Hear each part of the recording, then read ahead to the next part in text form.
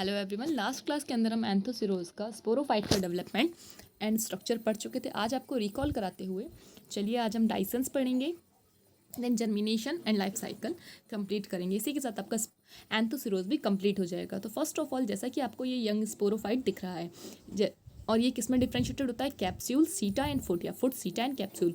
Foot क्या काम करता है? फुट होता है बल्बस नेचर में, यानी कि एक मैसिव स्ट्रक्चर है जो कि एंकर करके रखने का काम करता है गैमेटोफाइट से। एंकर का मतलब इसे जोड़ी रखने का काम करता है और चिपका हुआ रहता है, और ये एज ए हॉस्टोरियम भी काम करता है, यानी कि न्यूट्रिशन को अब्जॉर्ब भी करता है। ठीक है, चूस कांग की तरह। हॉस्टोरियम का मतलब चूस कांग, तो ये फुट का काम है एंकरिंग का और न्यूट्रिशन को अब्जॉर्ब करने का, कि उसको एंकर करके रखे, जोड़ के रखे गैमेटोफाइट थैलस से, और न्यूट्रिशन को अब्जॉर्ब करे। जैसा कि आपको पता है ये कैसा होता है, सेमी पैरासिटिक होता है नेचर में, यानी कि हाफ अपने फूड के लिए, न्यूट्रिशन के लिए गैमेटोफाइट पे डिपेंडेंट रहता है। अब सीटा की बात करते हैं, तो सीटा इनका मेरिस्टेमेटिक होता है नेचर में, यानी कि कंटिन्यूसली डिवाइड होता है। यंग स्टेज से लेके मैच्योर तक सीटा की जो सेल्स होती हैं वो डिवाइड होती रहती हैं। काम क्या है इनका डिवाइड होने का रीज़न? वो रीज़न ये है कि इनके अंदर, एंथोसिरोज के अंदर जो सीटा हो, ये जो स्पोरोफाइट है, ये कुछ सेंटीमीटर का होता है स्टार्टिंग में, देन फ्यू सेंटीमीटर, जैसे कि आप मान लीजिए यहाँ पर ये 1/2 सेंटीमीटर का है, तो इसकी जो लेंथ है, जब ये यंग होगा तब इसकी लेंथ 1/2 सेंटीमीटर, तो जब मेच्योर होता है तब इसकी लेंथ हो जाती है 3 to 4 सेंटीमीटर। तो इतनी लेंथ प्रोवाइड करने के लिए जो ये सीटा की सेल्स हैं, ये मेरिस्टेमेटिक सेल्स ही कंटिन्यूस डिवाइड होती हैं और इसकी लेंथ इसे प्रोवाइड करती हैं। ठीक है, तो आपको यहाँ दिख रहा है कि ये इतना लॉन्ग होगा। इतनी लेंथ के लिए इसको कौन चाहिए? इसको कोई ना कोई तो ऐसा चाहिए ना जैसे लेंथ को प्रोवाइड करे। तो यहाँ पे सीटा की सेल्स होती हैं। मेरिस्टेमेटिक का मतलब विभाज्य की, जो कंटिन्यूस डिवाइड होती रहे। इसके बाद हम बात करते हैं कैप्सूल की। कैप्सूल के अंदर आपको अलग अलग टाइप की सेल्स मिलेंगी। सबसे पहले इनके मिडल में जो सेल्स होती हैं उन्हें बोलते हैं कॉल्यूमेला। कॉल्यूमेला किससे बनती है? एंडोथीसियम से। ये इसका स्पेसिफिक कैरेक्टर है, वरना एंडोथीसियम से हमेशा स्पोर मदर सेल, इलेटर्स बनते थे। ठीक है, चलिए, कॉल्यूमेला यहाँ पर 4 सेल्ड का होता है, यानी कि जैसा कि आपको दिख रहा है 1 2 3 4। सिर्फ यंग जब होता है यहाँ पर तो 4 सेल्ड होता है, लेकिन जब ये मेच्योर हो जाता है तो ये 4 4 4 4 यानी टोटल 16 सेल्ड कॉल्यूमेला यहाँ पे प्रेजेंट होता है, यानी कि इसकी थिकनिंग 16 सेल्ड होती है।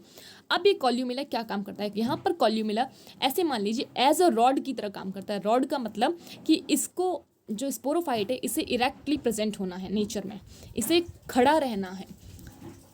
तो ये बिना सहारे के तो खड़ा रह नहीं सकता, इसलिए यहाँ पर कॉल्यूमेला इसे एक मैकेनिकल स्ट्रेंथ प्रोवाइड करती है, इसे सपोर्टिंग सिस्टम की तरह काम करती है। इसकी सेल्स स्टेराइल होती हैं। सो जब आप देखेंगे डाइसेंस होगा तब ये कॉल्यूमेला इस तरह से, जब ये रप्चर होता है और रप्चर होने के बाद ये कॉल्यूमेला आपको यहाँ पर साइड में निकली हुई दिखाई देगी। सब मैं आपको, जब डाइसेंस होगा तब आप उसको और अच्छे समझेंगे। अब इसके बाद कॉल्यूमेला के जस्ट साइड में यहाँ पे आर्चीस्पोरियम सेल्स होती हैं, यानी कॉल्यूमेला के चारों तरफ आर्चीस्पोरियम सेल्स कॉल्यूमेला को कवर करके रखते हैं। आर्चीस्पोरियम सेल्स क्या होती हैं? ये जो आर्चीस्पोरियम्स की सेल हैं, मतलब इसके चारों तरफ आर्चीस्पोरियम होती है, ये कम से कम 1 to 2 लेयर होती है, यानी कि इनकी जो थिकनिंग है वो 1 से 2 सेल्स की होती है। अब ये आर्चीस्पोरियम सेल्स जब ये मेच्योर होता है तो इससे elater mother cell and spore mother cell बनती हैं। तो आप यहाँ पे देख सकते हैं कि देखिए, ये था लास्ट में आपको यहाँ फुट दिख रहा है, मेरिस्टेमेटिक, ये देखिए फुट, देन मेरिस्टेमेटिक रीजन मतलब सीटा, एंड देन यहाँ पर देखिए ये है कॉल्यूमेला, पूरी एक लेंथ की, जिसकी 16 सेल्ड है। मैच्योर है क्योंकि यहाँ पे 16 सेल्ड होगा। अब यहाँ पे जैसा मैंने आपको बताया था, कॉल्यूमेला को चारों तरफ से 2 लेयर, किसकी, ये फर्स्ट लेयर और सेकंड लेयर आर्चीस्पोरियम सेल्स की कवर करके रखती हैं। और इसका जो मैच्योरेशन है वो वेसिपेटल मैनर में होता है, यानी कि पहले टॉप पर, देन इसका बेस की तरफ। तो यहाँ पर दिख रहा है आपको कि जब हम टॉप की तरफ जा रहे हैं तो इन आर्चीस्पोरियम सेल से elater mother cell and spore mother cell बनती हैं। ये इलेटर मदर सेल से इलेटर्स बनेंगे, जो कि यहाँ पर लीनियरली प्रेजेंट है। 4 बनते हैं इलेटर्स भी, लेकिन माइटोसिस होता है, समसूत्री विभाजन होता है। स्पोर मदर सेल्स के अंदर मियोसिस बनता है, ये भी 4 बनते हैं लेकिन टेट्राहाइड्रली अरेंज्ड रहते हैं। जब आप एकदम टॉप पर जाते हैं तो आपको इस तरह से सेपरेटेड आउट मिलते हैं, इलेटर्स और स्पोर्स दोनों ही सेपरेटेड आउट मिलते हैं, चिपके हुए नहीं रहते हैं। ये तो हो गया आर्चीस्पोरियम सेल्स का काम। अब यहाँ पर सबसे आउटर लेयर जो होती है इनकी, वो होती है जैकेट। ये जैकेट 4 सेल्ड होती है, यानी कि इनकी जो थिकनिंग होती है वो 4 सेल्ड होती है। सबसे आउटर वाली लेयर में स्टोमेटा प्रेजेंट होते हैं, जो कि जैसा कि आप देखते हैं कि स्टोमेटा कैसा होता है, 2 गार्ड सेल होती हैं और बीच में स्टोमेटल पोर होता है। वैसा ही यहाँ पे भी 2 गार्ड सेल होंगी, उसके बीच में स्टोमेटल पोर होगा और आउटर वाली लेयर पे स्टोमेटा प्रेजेंट होते हैं बहुत सारे। इसकी जो सबसे इनर वाली लेयर है वहाँ पर क्लोरोप्लास्ट होता है, यानी कि उन सेल्स के अंदर क्लोरोप्लास्ट होता है। ये स्टोमेटा और क्लोरोप्लास्ट का जैकेट सेल्स में क्या काम है? तो क्योंकि ये सेमी पैरासिटिक होता है नेचर में, यानी कि हाफ न्यूट्रिशन के लिए फूड पे डिपेंडेंट है, तो बाकी का तो जो न्यूट्रिशन है खुद बनाएगा ना, खुद का फूड हाफ ऑटोट्रॉफिक है हाफ हेटेरोट्रॉफिक है, यानी कि स्वपोषी और विषमपोषी का मिक्सचर है ये। तो ये जो स्टोमेटा हैं और जो ये स्पोरोफाइट, जो इसकी जो इनर वाली लेयर है उनके पास क्लोरोप्लास्ट है, ये क्या करते हैं, ये फोटोसिंथेसिस करते हैं और न्यूट्रिशन का फॉर्मेशन करते हैं। तो आपको यहाँ दिख रहा है कि ये 4 लेयर की जैकेट सेल्स हैं। देखिए इनके पास गार्ड सेल और स्टोमेटा होते हैं। तो ये तो हो गया इसका स्ट्रक्चर कंप्लीट। अब जो ये स्टोमेटा है ये चारों तरफ नीचे साइड में इनका जो बेस होता है, स्पोरोफाइट का जो बेस होता है, वो स्पोरोफाइट का बेस इन्वॉल्यूकर लाइक स्ट्रक्चर से कवर रहता है। अब ये इन्वॉल्यूकर क्या होता है, तो आप यहाँ देखिए, ये आपको जो स्ट्रक्चर दिख रहा है इसके बेस पे, ये बेस पे स्ट्रक्चर होता है इन्वॉल्यूकर। ये एक कवरिंग है जो कि इसके बेस को कवर करके रखती है, जिसे इन्वॉल्यूकर कहते हैं। ये इन्वॉल्यूकर हाफ गैमेटोफाइट की सेल्स से और हाफ जो फुट सेल्स हैं इनसे बनता है। यानी कि जो देखिए गैमेटोफाइट, ये आपको यहाँ दिख रहा है थैलस लोअर साइड में, इसकी सेल्स और फुट की सेल्स दोनों मिलके इस इन्वॉल्यूकर का फॉर्मेशन करती हैं। सो इसी के साथ आपका क्या कंप्लीट हुआ, इसका स्ट्रक्चर करेक्टली कंप्लीट हो चुका है। चलिए अब इसका डाइसेंस पढ़ते हैं। तो फर्स्ट ऑफ ऑल जब डाइसेंस होना होता है तब डाइसेंस इसका देखिए, जैसा कि मैंने आपको एक पॉइंट बताया था कि इनके अंदर फॉर्मेशन बेसिपेटल मैनर में, बेसिपेटल का मतलब पहले टॉप पर होगा, देन बेस की तरफ इसकी सेल्स मैच्योर होंगी। तो यहाँ पर देखिए आपको टॉप पर सबसे ज़्यादा स्पोर्ट्स और इलेटर्स बने हुए दिख रहे हैं। यहाँ पर आपको अभी भी आर्चिस्पोरियम सेल्स दिख रही हैं। तो इनका बेसिपेटल मैनर में होता है, इसलिए इनका डाइसेंस भी बेसिपेटल मैनर में होता है, यानी कि टॉप से स्टार्ट होता है एंड बेस की तरफ चलता है। तो जब डाइसेंस होना होता है तब इसकी जो स्पोरोफाइट है इसकी ये टॉप से ड्राई होना स्टार्ट होता है। ड्राई का मतलब सूखना स्टार्ट होता है और ये ब्राउनिश या ब्लैकिश कलर का होने लगता है। दैट मीन आप जब नेचर में ब्राउनिश या ब्लैकिश कलर का देखें स्पोरोफाइट, दैट मीन वो ड्राई हो चुका है। जब ये ड्राई होता है तो ड्राई होने से क्या होगा, अगर कोई भी चीज़ सूखती है तो उसके अंदर का वाटर कंटेंट कम होता है, और वाटर कंटेंट कम होता है यानी कि उसकी जो वॉल है उन पे प्रेशर पड़ता है, जिसकी वजह से वो सिकुड़ती है। और इसके जब अंदर से वाटर कंटेंट कम होगा, ड्राई हो रहा है मतलब वाटर कंटेंट कम हो रहा है, जिससे कि इसकी जो ये जैकेट सेल्स हैं इनके ऊपर प्रेशर पड़ता है। प्रेशर पड़ता है मतलब इनकी सेल्स सिकुड़ती हैं, इनके अंदर सिकुड़ने से स्प्लिट का फॉर्मेशन होता है। स्प्लिट का मतलब खांच का फॉर्मेशन होता है, जो कि 2 से 4 हो सकती हैं, जिनका नंबर कितना हो सकता है। तो जब ये ड्राई होता है तो यहाँ पर आपको एक खांच दिखती है। खांच कैसे दिखती है, देखिए यहाँ पर कि जब ये स्पोरोफाइट ड्राई होता है तो यहाँ पर ये टॉप से ड्राई होना स्टार्ट होता है और बेस तक जाता है, ये दिख रहा है। अब इसकी सेल्स पे प्रेशर पड़ा तो ये आपको ऐसे श्रिंक सेल दिख रही है। श्रिंक का मतलब सिकुड़ी हुई। ये श्रिंकिंग के कारण इसकी जो जैकेट है इनके ऊपर प्रेशर पड़ा और प्रेशर से इनके अंदर खांच, ये स्प्लिट का फॉर्मेशन हुआ। ये स्प्लिट ये टॉप से बेस की तरफ जाती है, जो कि 1 से 2 हो सकती है। यहाँ पर एटलीस्ट 2 तो होती ही होती हैं, 4 भी हो सकती हैं। तो आपको यहाँ से एक स्प्लिट दिखेगी। ऐसा मान लीजिए यहाँ पे एक स्प्लिट का फॉर्मेशन हुआ, इसे ऐसे देख सकते हैं आप। ये देखिए कि यहाँ पे एक स्प्लिट का फॉर्मेशन हुआ एक, और इसके यहाँ पर मतलब इस साइड में दूसरा। तो स्प्लिट के फॉर्मेशन होने से आपको इस तरह से सेल्स मिलेंगी कि एक स्प्लिट बन चुकी है, दूसरी स्प्लिट बन चुकी है, थर्ड इधर और फोर्थ इधर। तो इस तरह से कम 2 to 4 स्प्लिट बनी। तो जो ये इनकी जैकेट है, ये जैकेट इस तरह से आउटर साइड से, अपर से ही आपको देखिए, आपको बताती हूँ मैं कि जब ये इनके अंदर स्प्लिट बन जाती है तो जो ये इनकी जैकेट सेल्स हैं, यानी कि सबसे बाहर वाली सेल्स इस तरह से रोल आउट होना स्टार्ट करती हैं। ऊपर से रोल आउट होते हुए ये जैसे नीचे आएंगी, तो यहाँ पर आप देख लीजिए ऐसे करके इनके अंदर रोलिंग स्टार्ट हो जाती है, ठीक है। और ये रोलिंग टॉप से होते हुए जिस तरह से जैसे जैसे ये ड्राई होता जाएगा, ये रोलिंग धीरे धीरे करके फिर यहाँ आएगी एंड देन यहाँ आएगी। तो इस तरह से इनके अंदर रोलिंग स्टार्ट होती है। चलिए अब इसी के साथ साथ जब इनके अंदर रोलिंग स्टार्ट हो रही है, मतलब ये इस तरह से दिख रहे हैं आपको मुड़े हुए, ट्विस्ट हो रही है, इनके अंदर ट्विस्टिंग हो रही है। अब इनके सबसे अंदर क्या होता है, यहाँ पर कॉल्यूमेला होता है और उसी के साथ यहाँ पर स्पोर्स प्रेजेंट होते हैं। स्पोर्स के साथ क्या होता है, बहुत सारे इलेटर्स मिलते हैं आपको। ये इलेटर्स क्या करते हैं, इलेटर्स हाइग्रोस्कोपिक होते हैं नेचर में, यानी कि वाटर को अब्जॉर्ब कर लेते हैं। और वाटर अब्जॉर्ब करने के बाद जैसे ही वाटर अब्जॉर्ब करते हैं ये इसकी वॉल पे प्रेशर बनाते हैं। जैसा कि मैंने आपको बताया था, इलेटर्स इस तरह से अपने आप को अरेंज करके रखते हैं और वाटर अब्जॉर्ब करने के बाद ये फुल्ली हाइड्रेटेड हो जाते हैं और अपनी जो पोजीशन है या अपनी जो साइज़ है उसे पूरा फैला लेते हैं। और जब ये अपनी साइज़ को इंक्रीज़ करेंगे तो यहाँ अंदर साइड में प्रेशर लगेगा और प्रेशर लगने से इसकी जो वॉल है इस पर और प्रेशर क्रिएट होता है, जिससे कि ये थोड़ा दूर दूर होने लगती है, यानी कि इनकी स्प्लिट थोड़ी चौड़ी चौड़ी दिखने लगेगी। आपको इस तरह से ब्रॉड स्प्लिट दिखेगी। जो नैरो स्प्लिट एक सिंगल लाइन दिख रही थी अब वो इस तरह से ब्रॉड स्प्लिट दिखने लगेगी। उस ब्रॉड स्प्लिट से अब ये ये स्पोर्स और इलेटर्स बाहर आएंगे, ठीक है। और ये इलेटर्स क्या कर रहे हैं, इनको हेल्प ही तो कर रहे हैं, तो ये नेचर में बाहर आएंगे। जब ये धीरे धीरे करके इलेटर्स बाहर आने लगेंगे तो आपको सेकंड पॉइंट यहाँ ये दिखेगा कि इसे आप ऐसे समझ सकते हैं कि ये जब ये कर्लिंग हो गई बिल्कुल बेस तक इस तरह से, ये इलेटर्स और स्पोर्स आपको ऐसे नेचर में दिख गए, ठीक है। तो जो इनकी मिडल वाली ये कॉल्यूमेला है ये आपको ऐसे बाहर गिरी हुई दिखेगी। क्यों?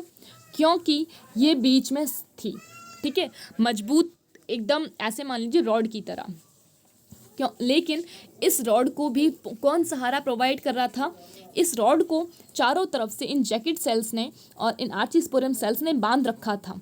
उस वजह से ये सारे ही इंटरडिपेंडेंट होकर इरेक्टली प्रेजेंट थे। लेकिन जब ये रप्चर हो गया और ये इस तरह से नीचे गिर गई, बिल्कुल लो तक आ जाएंगे ये, तब ये कॉल्यूमेला धीरे धीरे नीचे की तरफ गिरते हुए इस तरह से आपको एक फ्लैजिला की लाइक स्ट्रक्चर में दिखाई देगी।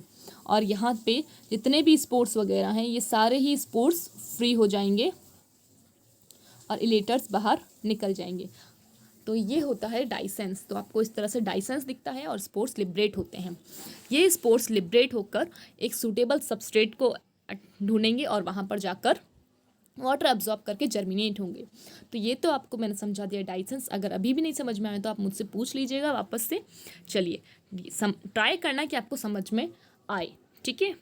एक बार थ्योरी पढ़िएगा और इसको जो मैं बोल रही हूँ उसे ध्यान से इन डायग्राम के थ्रू समझने का ट्राई कीजिएगा। चलिए अब देखते हैं कि स्पोर जब लिबरेट हो जाते हैं तब वो सूटेबल सबस्ट्रेट चुनते हैं, जैसा कि बताया मैंने, और वहाँ पर जाके जर्मिनेट होते हैं। तो इनका जर्मिनेशन कैसे होता है अब हम इसको पढ़ते हैं। तो जैसा कि यहाँ पे डाइसेंस ऑफ कैप्सूल के बारे में लिखा हुआ है कि क्या लिखा है देख लीजिए। At maturity the tip of the capsule loses water, tip capsule की वाटर को लूज कर देती है। तो loss of water from the capsule wall greatly favour the dehiscence, जो कि क्या करेगा, डाइसेंस को फेवर करेगा क्योंकि वाटर नहीं है। ये कैप्सूल क्या होगा, ड्राई हो जाएगा।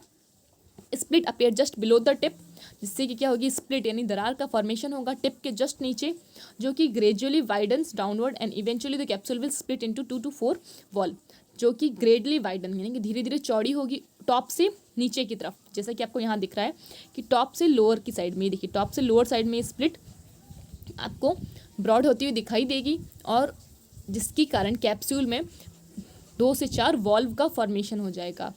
अब हाइग्रोस्कोपिक मूवमेंट होगा स्यूडोइलेटर्स का, जिसके कारण क्या होगा, स्पोर्स रिलीज होंगे बाय, और इनके अंदर हेल्प एयर करंट भी करता है क्योंकि एयर निकलेगी तभी तो ये एयर करंट के साथ स्पोर्स फ्री हो जाएंगे। और इसी के साथ एपिकल पोर्शन जो है कैप्सूल का वो ट्विस्ट हो जाएगा। देखिए यहाँ पे मैंने दिखाया है कि एपिकल पोर्शन इनका ट्विस्ट हो गया, एंड जो टिप है कॉल्यूमेला की projected out like the flagellum, और ये जो कॉल्यूमेला है आपको इस तरह से फ्लैजिला की तरह बाहर निकली हुई दिखाई देने लग जाएगी। चलिए अब हम गैमिटोफाइट यानी कि जो ये स्पोर है जर्मिनेट होंगे उनकी बात करते हैं। तो फर्स्ट ऑफ ऑल स्पोर का स्ट्रक्चर कैसा होता है, तो यहाँ पर देखिए ये स्पोर आपको एक्सो एंड एंडोस्पोर, मतलब एक्सोस्पोर एंड एंडोस्पोर, इसके पास भी 2 कवरिंग होंगी। आउटर वाली कवरिंग को बोलेंगे एक्सो, इनर वाली कवरिंग को बोलेंगे एंडोस्पोर। आउटर वाली कवरिंग के पास में टिप टॉप पर आपको इस तरह से एक ट्राई रेडिएट ग्रूव मिलेगी। मतलब एक ही, इस ट्राई रेडिएट का मतलब जो ये 3 तरह का दिख रहे हैं, ठीक है, ट्राई रेडिएट ग्रूव मिलेगी। रेडिएट का मतलब रेडिएशन त्रिज्या, और ट्राई का मतलब 3, तो 3 त्रिज्या समेत इस तरह से आपको एक ग्रूव मिलेगी, खांच मिलेगी, और उसी के साथ ये ग्रूव या रीज मिलेगी। ग्रूव का मतलब खांच, रीज का मतलब उभार, ठीक है। और उसी के साथ यहाँ पर ये जो आउटर वाली लेयर है ये बहुत ज़्यादा ऑर्नामेंटल होगी, बहुत ज़्यादा स्कल्पचर्ड होगी, इसके ऊपर बहुत सारी तरह की आकृतियाँ होंगी जो कि इसको मजबूती प्रदान करेंगी, इसको हार्ड बनाती हैं। और जो इसकी इनर वाली लेयर है वो सिंपल होगी। इस तरह से इनका स्पोर्स का स्ट्रक्चर होता है। तो यहाँ पर यही लिखा है। और स्पोर होते कैसे हैं? हैप्लोइड स्पोर के पास में एक्सोस्पोर होती है। एक्सोस्पोर कैसी होती है? स्कल्पचर्ड होती है। और एंडोस्पोर कैसी होती है? स्मूथ होती है। ठीक है, थिन होएगी, स्मूथ होएगी, और एक्सोस्पोर थिक होएगी। ठीक है, अब डिवीज़न की बात करते हैं कि जर्मिनेट कैसे होगा। तो जैसे ये सूटेबल सबस्ट्रेट पर जाकर अटैच होगा, इसकी इस ट्राई रेडिएट जो रीज है, जो ये उभार है, इस उभार से इंटाइन या एंडोस्पोर जो अंदर वाली लेयर है बाहर निकलेगी। ठीक है, और बाहर ये रप्चर होगा। इस ट्राई रेडिएट जो एक्सोस्पोर है यहाँ से रप्चर होगी और इंटाइन इससे बाहर निकल जाएगी, जैसा कि हम पोलन के अंदर पढ़ते हैं, आपने फ्लावर के अंदर पढ़ा होगा। तो इस तरह से ये बाहर निकल जाएगी। इंटाइन अंदर साइड से बाहर निकली और एक्साइन एज इट इज़ है, एक्साइन सिर्फ रप्चर हुई है। अब इसके अंदर एक ट्रांसवर्स डिवीज़न होगा जिससे ये बाकी इंटाइन से अलग हो जाएगी। और इस डिवीज़न से पहले इसके अंदर जितना भी इंटाइन के अंदर जितना भी ऑयल, फूड, स्टार्च, एलिरॉन्स, ये सारे ही जो सेल्स हैं ये इसके टॉप पर चली जाएंगी, यानी कि टॉप की तरफ माइग्रेट कर दी जाएंगी। अब इनके अंदर एक डिवीज़न होगा जिससे कि ये बाकी जो इंटाइन है उससे सेपरेट हो जाएगी। फिर इसके अंदर फिर से एक ट्रांसवर्स डिवीज़न होगा और इस तरह से दो कंटिन्यूस ट्रांसवर्स डिवीज़न होने से यहाँ पे 2 सेल्ड स्टेज मिलेगी। इस 2 सेल्ड स्टेज में फिर एक वर्टिकल डिवीज़न होगा और उसके राइट एंगल पे फिर आपको 4 सेल्ड स्टेज मिलेगी और उसके राइट एंगल पे फिर से एक वर्टिकल डिवीज़न होगा। तो टोटल कितने डिवीज़न हुए? एक ट्रांसवर्स डिवीज़न, फिर 2 ट्रांसवर्स डिवीज़न, 2 तो टोटल ट्रांसवर्स डिवीज़न होंगे जिससे कि आपको 2 सेल्ड मिलेगी, और फिर 2 वर्टिकल डिवीज़न होंगे एक दूसरे के राइट एंगल पर, जिससे आपको 8 सेल्ड स्टेज मिलेगी। ये देखिए 8 सेल्ड स्टेज मिलती है। अब इस 8 सेल्ड स्टेज की जो अपर वाली 4 सेल्स हैं, ठीक है, अपर टायर जो है ये धीरे धीरे अपने आप को हर प्लेन में डिवाइड करके इस तरह से न्यू थैलस का फॉर्मेशन करेगी, यानी कि एक यंग गैमेटोफिटिक थैलस का फॉर्मेशन करेगी। और इसी तरह से इनकी कुछ सेल्स, फिर लोअर वाली सेल्स, पहले अपर वाली देन लोअर वाली, डिवाइड होना स्टार्ट करेंगे और थैलस का फॉर्मेशन करेंगे। अब इनकी कोई भी सेल्स राइजॉइड का फॉर्मेशन करेंगी। ठीक है, तो इस तरह से आपको इनके अंदर एंथोसिरोस के अंदर क्या मिलता है? ये जो स्पोर है जर्मिनेट होकर गैमेटोफाइट का डेवलपमेंट करता है। तो यहाँ पर थ्योरी में भी यही लिखा हुआ है कि हैप्लोइड स्पोर क्या है? गैमेटोफिटिक जनरेशन की फर्स्ट सेल है। ये जर्मिनेट होगा सूटेबल सबस्ट्रेटम को लेके, तुरंत हो सकता है इमीडिएटली या फिर कुछ रेस्टिंग पीरियड के बाद में। एक्साइन रप्चर होगी ट्राई रेडिएट रीज से, वहाँ से इंटाइन बाहर निकलेगी एक लंबी जर्म ट्यूब के थ्रू। इसके अंदर जितना भी कंटेंट है इंटाइन के अंदर वो जर्म ट्यूब के अंदर आ जाएगा। और अब इसके टिप पर देखो 2 cells are produce at the tip of the germ tube, कि इसके अंदर 2 डिवीज़न होंगे, ट्रांसवर्स डिवीज़न होंगे, 2 सक्सेस ट्रांसवर्स डिवीज़न, जिससे कि 2 सेल्ड स्टेज बनेगी। और उसके बाद में वर्टिकल डिवीज़न होंगे एक दूसरे के राइट एंगल पे, जिससे कि 8 सेल्ड स्टेज बनेगी। ऑक्टेंट का फॉर्मेशन होगा। इस ऑक्टेंट को स्पोरेलिंग कहते हैं। ये पॉइंट याद रखना कि वो जो ऑक्टेंट स्टेज बनती है ये वाली स्टेज इसे स्पोरेलिंग कहते हैं। ये सिर्फ और सिर्फ एंथोसिरोस के अंदर। अब ये स्पोरेलिंग में से जो 4 सेल्स हैं, जो ये ऑक्टेंट की 4 सेल्स हैं, इन 4 सेल्स में कंटिन्यूस डिवाइड होगा। पहले अपर वाली सेल्स डिवाइड होंगी, फिर देन लोअर वाली सेल्स डिवाइड होकर न्यू थैलस का फॉर्मेशन करेंगे, न्यू गैमेटोफिटिक थैलस का फॉर्मेशन हो जाएगा। तो आपको इस तरह से एक गैमेटोफाइट का स्ट्रक्चर दिखेगा और जो डेवलप होकर पूरा आगे जाकर एंथोसिरोस का न्यू थैलस बनाएगा। अब ये हो गया आपके जर्मिनेशन कंप्लीट। इसके बाद हम पढ़ते हैं लाइफ साइकिल। तो लाइफ साइकिल आपको बाकी ब्रायोफाइट्स की तरह ही दिखाई देगी कि ये जो स्पोरोफाइट है, ये जो एंथोसिरोस है, इस एंथोसिरोस का गैमेटोफाइट, ये गैमेटोफाइट के अंदर एंथ्रीडियम एंड आर्चिगोनियम बनेंगे। एंथ्रीडियम एंथ्रीडियल चैम्बर के अंदर बनती है जो कि पूरी तरह से क्लोज रहती है। आर्चिगोनियम इस तरह से एक म्यूसिलेज के माउंड रहती है। इन दोनों के बनने से एंथ्रीडियम के अंदर एंथ्रोजॉइड्स बनेंगे, बाइफ्लैजिलेट, इक्वल होगी लेंथ जिनकी, और इनके अंदर एग बनेगा। ठीक है, ऊपर नेक सेल और वेंट्रिकल सेल। अब इन दोनों के फ्यूज़न से जाइगोट बनेगा। इस जाइगोट में पहला डिवीज़न, फर्स्ट डिवीज़न वर्टिकल होगा, देन ट्रांसवर्स, वो भी अनइक्वल, जिससे कि आउटर वाली जो सेल्स हैं वो लार्ज होंगी और इनर वाली स्मॉल होंगी, लोअर वाली स्मॉल होंगी। इनके अंदर फिर से एक आउटर वाली सेल्स के अंदर फिर से ट्रांसवर्स डिवीज़न होगा, जिससे 3 सेल स्टेज बनेगी। लोअर वाली सेल फुट का फॉर्मेशन करेंगी, मिडल वाली सीटा का, एंड अपर वाली सेल्स क्या करेंगी? कैप्सूल का फॉर्मेशन करेंगी। इस तरह से आपको एक यंग स्पोरोफाइट दिखेगा। ये है यंग स्पोरोफाइट, और इसके बाद ये मैच्योर होता हुआ स्पोर्स का फॉर्मेशन करेगा, जो कि बेसिपेटल मेल में बनते हैं, यानी कि सबसे पहले इसके टॉप पर, देन इसके बेस की तरफ मैच्योरेशन स्टार्ट होता है। डाइसेंस होगा फिर इनका, वो भी टॉप से स्टार्ट होते हुए बेस की तरफ आएगा। और इनके यानी कि यहाँ पर देखिए यंग स्पोरोफाइट के अंदर यहाँ जो ये दिखा रखा है स्पोर मदर सेल, ये सब इसी के अंदर बन जाता है, ठीक है। तो इस स्पोरोफाइट से स्पोर मदर सेल्स बनेंगी जिनके अंदर मियोसिस होता है और स्पोर टेट्राड बनते हैं, और जिनका डाइसेंस कैसे होता है, टॉप से बेस की तरफ। अब ये जो स्पोर टेट्राड बना, अगर हम सिंगल की बात करें तो इस तरह से एक्साइन और इंटाइन में डिफरेंशिएटेड होता है। एक्साइन रप्चर होगी, इंटाइन बाहर निकलेगी, एक ट्रांसफर डिवीजन होगा, दो ट्रांसफर डिवीजन होंगे, वर्टिकल डिवीजन होंगे, एंड देन इस गैमेटोफिटिक थैलस का फॉर्मेशन होगा। तो ये हो गया पूरा इसका life cycle complete, sexual life cycle complete हुआ है, जिसमें आपको हैप्लोडिप्लॉन्टिक टाइप की मिलती है। जो स्पोरोफाइट होता है वो डिप्लॉन्टिक होता है और सेमी पैरासिटिक होता है नेचर में, और जो गैमेटोफाइट होता है वो हैप्लॉन्टिक होता है, ठीक है, और ये ऑटोट्रॉफिक होता है नेचर में और इंडिपेंडेंट होता है। अब हम इसकी अगर ये तो सेक्चुअल की बात कर रही थी, अब हम वेजिटेटिव की बात करें तो यहाँ पर आप इसको ऐसे समझ सकते हैं कि वेजिटेटिव रिप्रोडक्शन में ये जो गैमेटोफाइट है, मेरे पास यहाँ पे स्पेस नहीं है इसलिए मैं आपको यहीं बता रही हूँ, वेजिटेटिव की बात कर रहे हैं हम, कि ये स्पोरोफाइट, ये जो गैमेटोफाइट है, ये गैमेटोफाइट ट्यूबर्स का फॉर्मेशन कर सकता है और गैमी का फॉर्मेशन कर सकता है, adventitious branches, apical notches, apical notch जो ग्रोइंग पॉइंट थे एंड वाले, ट्यूबर्स उसके एंड में पूरे किनारे पर बनते थे जो। सो आपको इस तरह से यहाँ पर वेजिटेटिव रिप्रोडक्शन इन सब के थ्रू होता दिखाई देगा, और ये सभी क्या बनाएंगे, फिर से गैमेटोफिटिक थैलस को बनाएंगे, और इन सब का नेचर कैसा होगा, हैप्लॉइड होगा, ठीक है। तो ये हो गया वेजिटेटिव रिप्रोडक्शन के लिए, और ये जो पूरा था ये था सेक्चुअल रिप्रोडक्शन के लिए। तो इसी के साथ आपका एंथोसिरोस कंप्लीट होता है, और अब हम पढ़ेंगे नेक्स्ट क्लास के अंदर ब्रायोप्सिडा के कैरेक्टर, एंड देन ब्रायोप्सिडा जो आपका लास्ट क्लास बची है, सबसे हायर क्लास और लास्ट मेंबर जिसका स्पेगनम है आपके कोर्स में। तो आपका उसी के साथ पूरी यूनिट कंप्लीट हो जाएंगी 5, एंड देन आपके ओनली फॉर लर्न करना रहेगा, और कोई भी डाउट हो तो मुझे पूछिए, ताकि आप मेरे साथ साथ चलते रहिए, समझते रहिए, ठीक है। इसे वापस से पढ़ना नहीं समझ आए तो मुझसे पूछ लीजिएगा। टिल देन लर्न करते रहिए, नेक्स्ट क्लास में मिलते हैं, थैंक यू।